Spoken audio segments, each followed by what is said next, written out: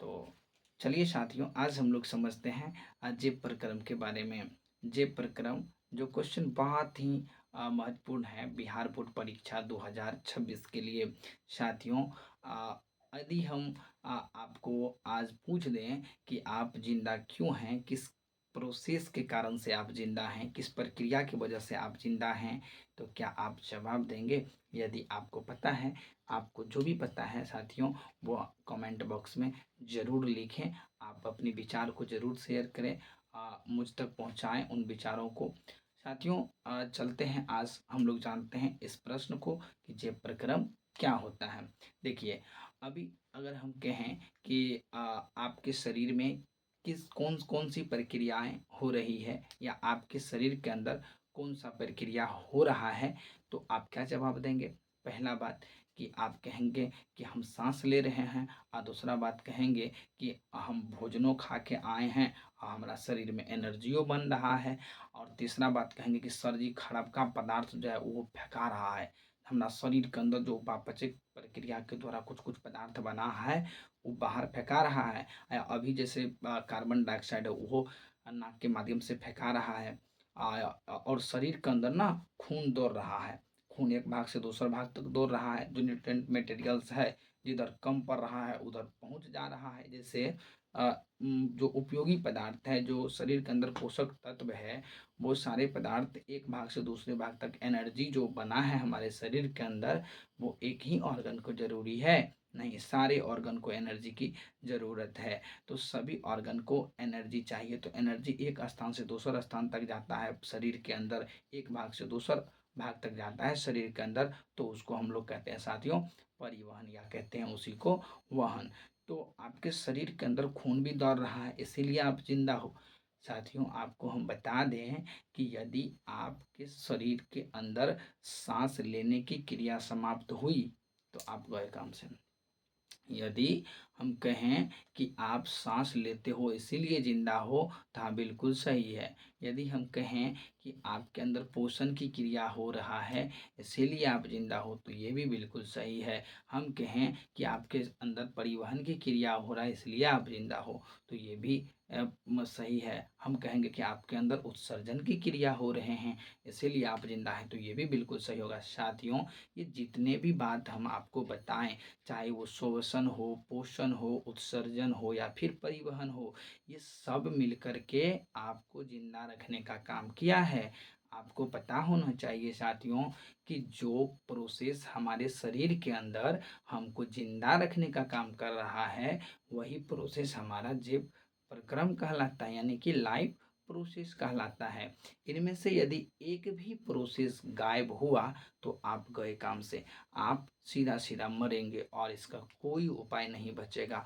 जिस दिन एक भी प्रोसेस इनमें से गया तो समझिए गए। इसीलिए साथियों, जे प्रक्रम का परिभाषा यदि आपसे पूछेगा तो आप आराम से जवाब दे दीजिएगा कि वैसा प्रोसेस जिसके द्वारा किसी जीवों का अनुरक्षण किया जाता है, या वैसा प्रोसेस जिसके द्वारा जीवों को सम्मिलित रूप से अनुरक्षण मेंटेनेंस करने का काम किया जाता है, उसे हम लोग जैव प्रक्रम कहते हैं।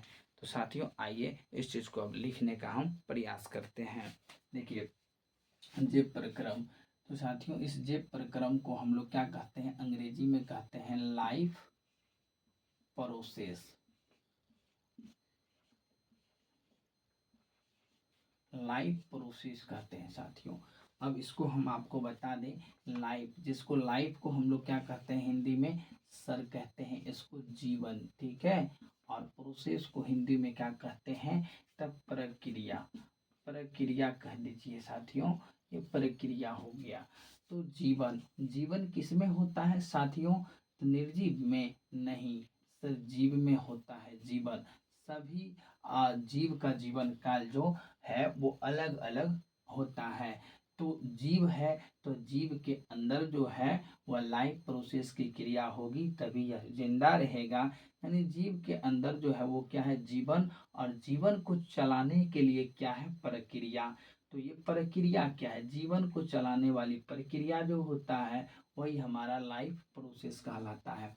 यानी कि जीव को जिंदा रखने के लिए, जीवन कब रहेगा यानी कि लाइफ कब तक बना रहेगा भाई, जब तक वो जिंदा है।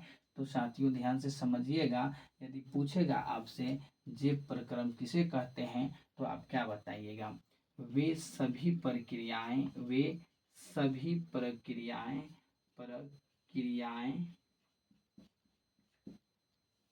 जो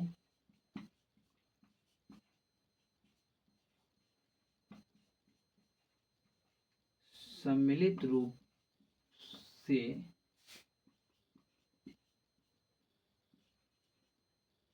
जीवों को जिंदा रखने में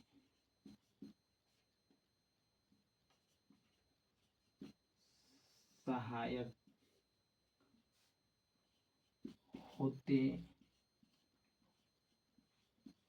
हैं, उसे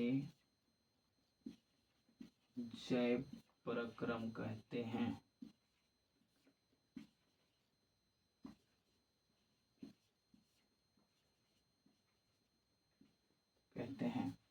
जैसे साथियों आपको पहला बता दें पोषण, दूसरा जिसको हम लोग कहेंगे श्वसन, और तीसरा जिसको हम लोग कहते हैं उत्सर्जन, और चौथा जिसको हम लोग कहेंगे परिवहन। तो आइए साथियों थोड़ा सा और चर्चा कर लेते हैं हम लोग पोषण पर। तब पोषण प्रक्रिया में होता क्या है। पोषण प्रक्रिया में पोषक पदार्थों को अवशोषित करके एनर्जी बनाया जाता है, और जो एनर्जी का उपयोग यही सारा प्रोसेस क्या करता है, यानी कि श्वसन हो, पोषण हो, उत्सर्जन हो, इस प्रक्रिया में जो अपना लोग भोजन खाते हैं, उस भोजन में जो पोषक तत्व होते हैं वो जो हमारे शरीर के अंदर एनर्जी उत्पन्न करता है, उस एनर्जी का उपयोग करके हम लोगों को जिंदा रखने का काम करता है।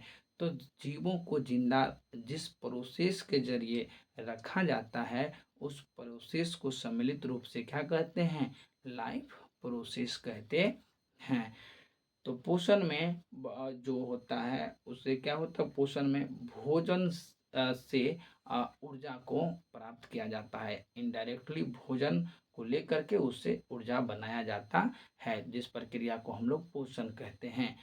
और दूसरा है श्वसन। श्वसन कहने का मतलब है साथियों ऑक्सीजन को अंदर लेना और कार्बन डाइऑक्साइड को बाहर फेंकना। तो श्वसन प्रक्रिया जो होगा वो सजीव में होगा। जितना भी ये जो हम प्रोसेस बताए हैं साथियों, ये सजीव में होता है, ये निर्जीव में नहीं होता। जैसे पोषण, तो पोषण सजीव में होता है। जैसे अभी हमने सामने जो है गरम गरम समोसा आ जाए, क्या करेंगे, खाएंगे चाप के।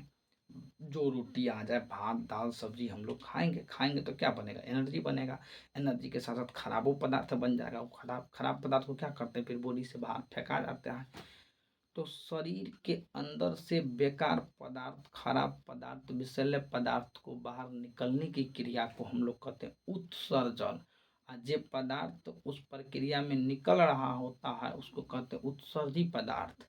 जो अंग के माध्यम से निकल रहा होता है उसको कहते हैं उत्सर्जी अंग। तो ये अलग टॉपिक है साथियों, इसको अलग हम लोग देखेंगे।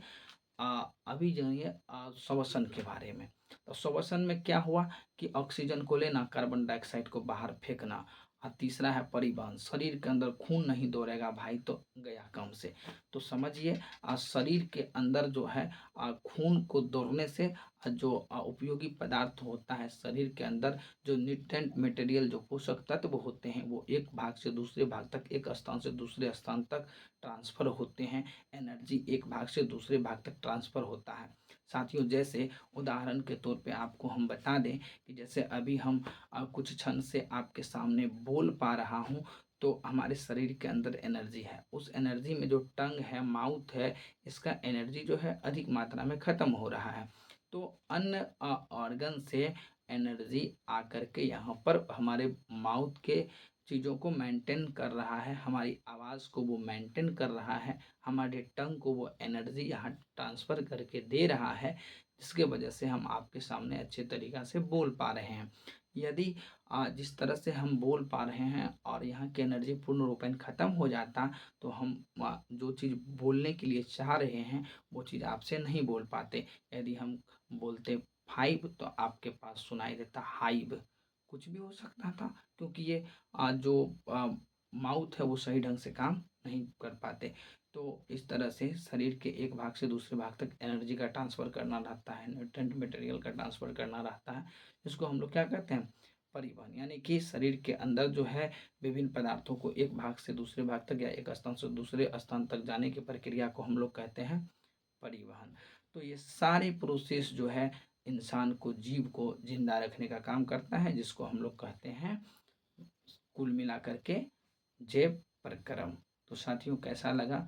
आप लोग निश्चित रूप से हमें कमेंट करके बताइए। धन्यवाद।